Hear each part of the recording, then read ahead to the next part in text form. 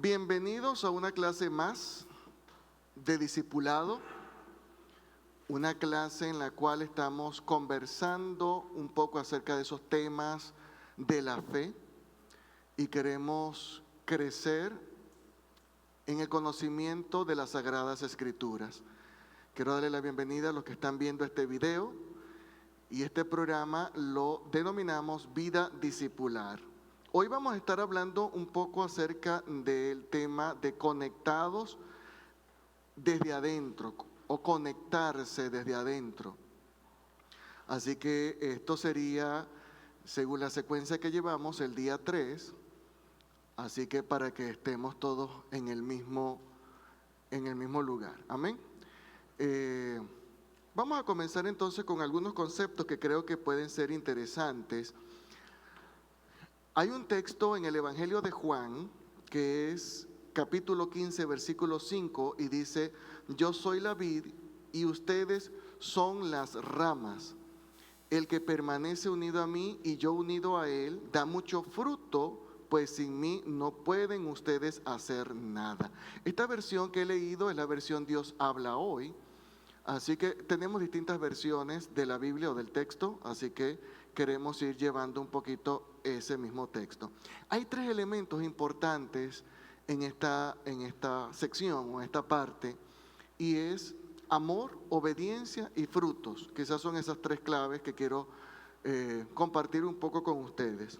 Comenzando con el amor, hay un texto muy importante para el cristiano que hemos heredado de los judíos o del judaísmo, que tiene que ver con el Shema, que es escucha Israel. Es la oración del Shema.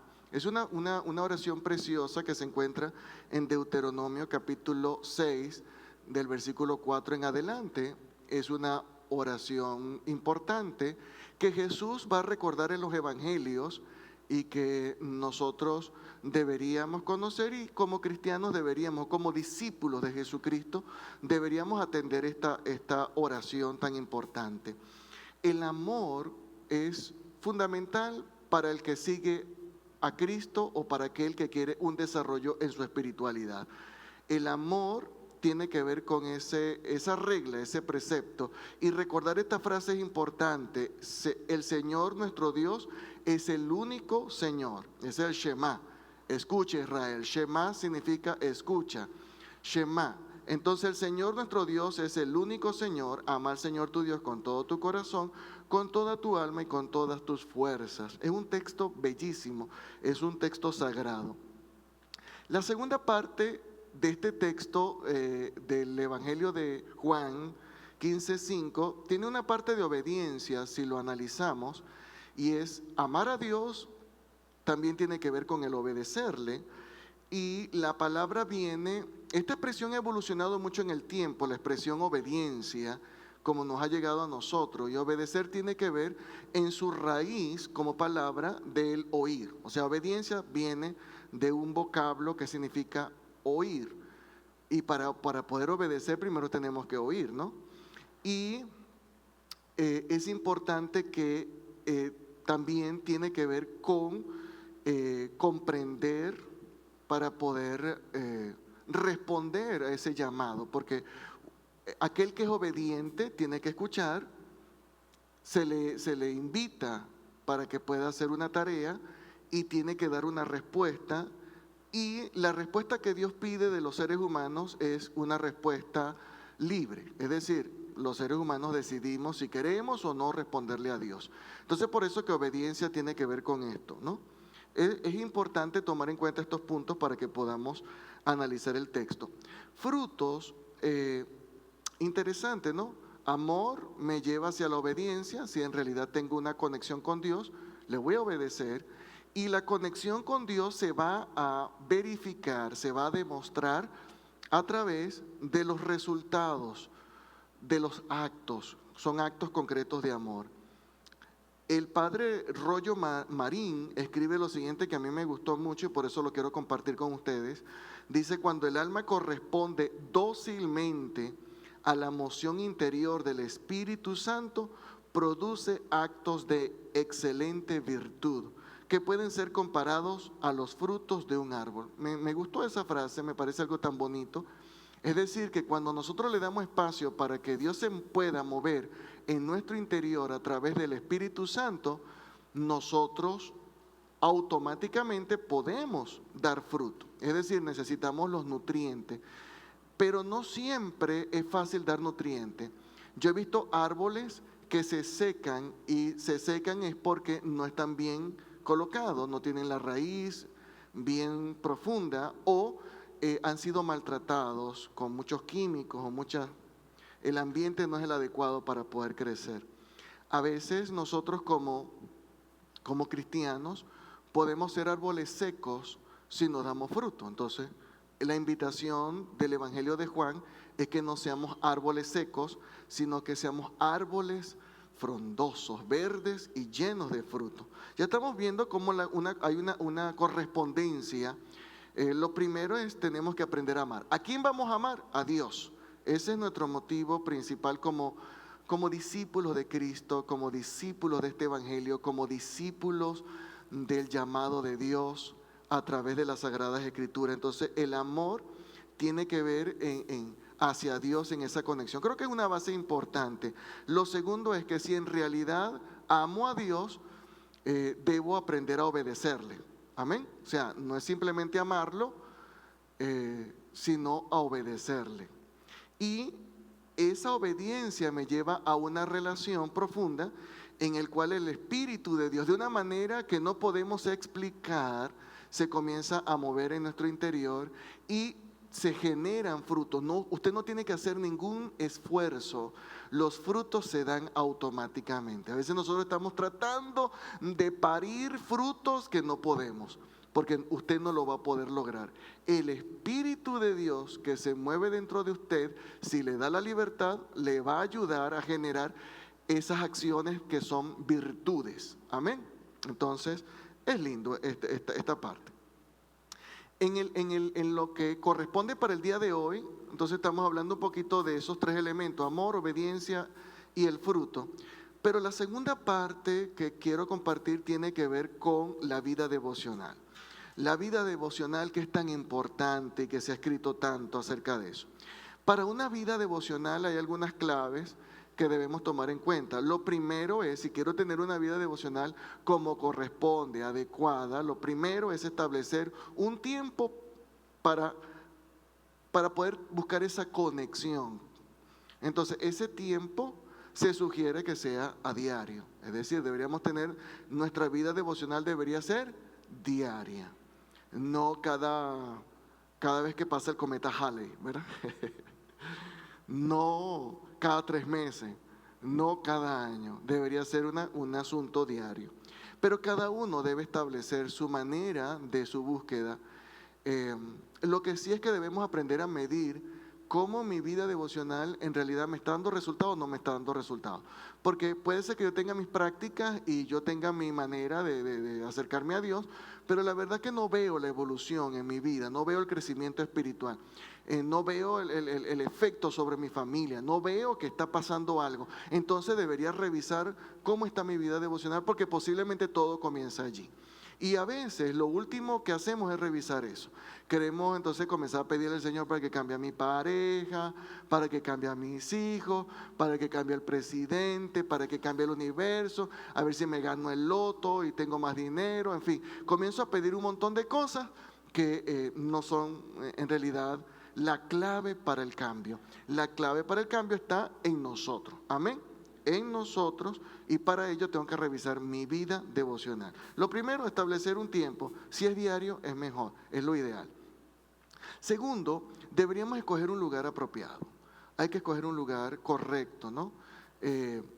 Puede ser un jardín, puede ser acondicionar un espacio en tu casa, el lugar donde te sientas cómodo. Hay personas que ambientan un espacio en la casa, colocan unas velas, colocan aromas. Eso es cuestión de cada quien. Cada quien es libre para crear su espacio. Hay otros que les gustan los jardines, así que hacen sus jardines.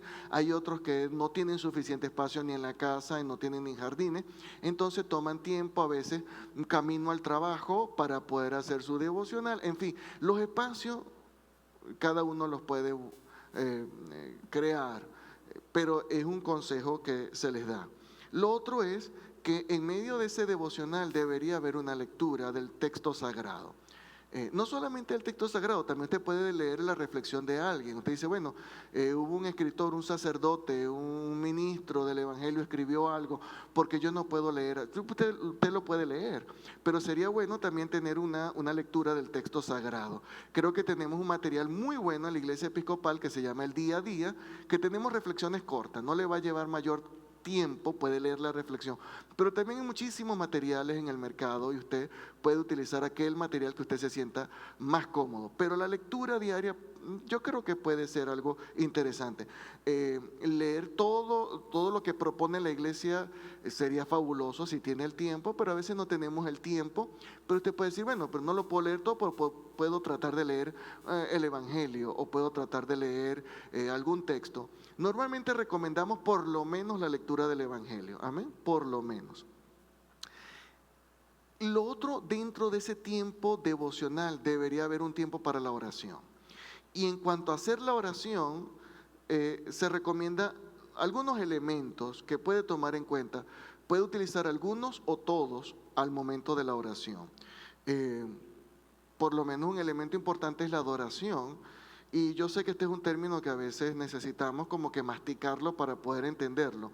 La adoración, en una frase sencilla, es un homenaje. Es un homenaje al ser creador, al Dios poderoso, al Dios eterno. Y ese homenaje puede ser muy complejo dependiendo de cómo lo percibamos, pero debería tener por lo menos dos partes importantes. La primera es admiración hacia ese ser, acerca de sus misterios divinos. Es decir, cuando yo me acerco a Dios y lo adoro, debería tratar de tener ese diálogo, esa profundidad acerca de lo insondable de Dios. Cuando hablamos de esa expresión insondable, no se angustie, no se altere, eso significa profundo. Dios tiene una profundidad que ningún ser humano puede descifrar. Así que si usted no ha podido descifrar a Dios, no se preocupe, no hay nadie en este planeta que todavía haya descifrado a Dios. Nadie. Entonces es un misterio. Pero lo interesante de la adoración es reconocer ese misterio. Es decirle, Dios, tú eres tan grande, tú eres tan poderoso, yo soy tan pequeño delante de ti, que gracias por la oportunidad que me das de acercarme. Eso es adoración.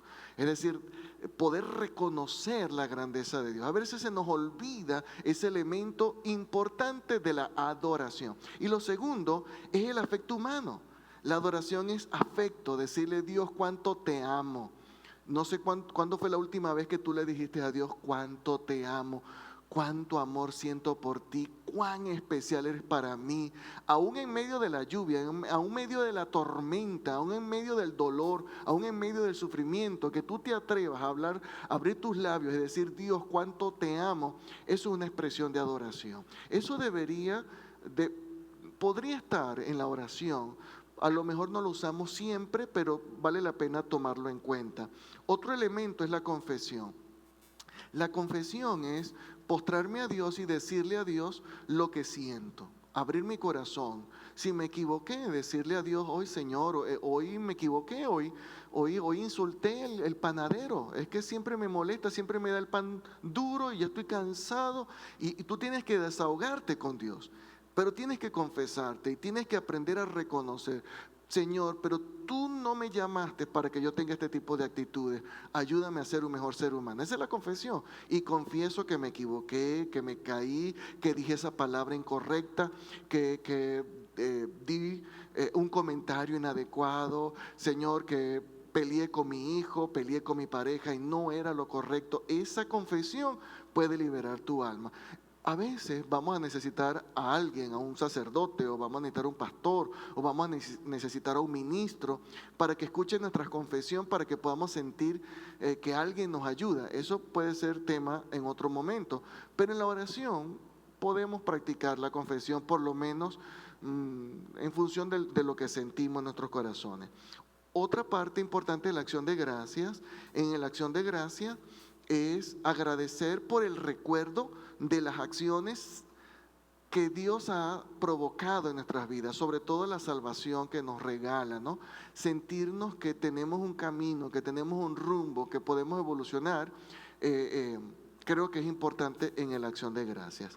Las súplicas también están como un elemento dentro de las oraciones y es una actitud de pobreza, bueno, tomando en cuenta lo que recordamos del Evangelio de Mateo en las bienaventuranzas, bienaventurados los pobres. ¿Recuerdan aquella frase? Entonces, es la pobreza en el sentido de tener humildad, de tener confianza, de decirle a Dios, Señor, te necesito, lo espero todo de ti, yo dependo completamente de ti. Eso es una súplica. Entonces, ahí tenemos más o menos los elementos y estaremos entonces reflexionando un poquito en esta parte. Gracias a todos los que vieron este video. Por favor, nos pueden dejar sus comentarios y recuerden que estamos en el día 3 de vida discipular. Muchas bendiciones para todos. Nos vemos en una próxima lección.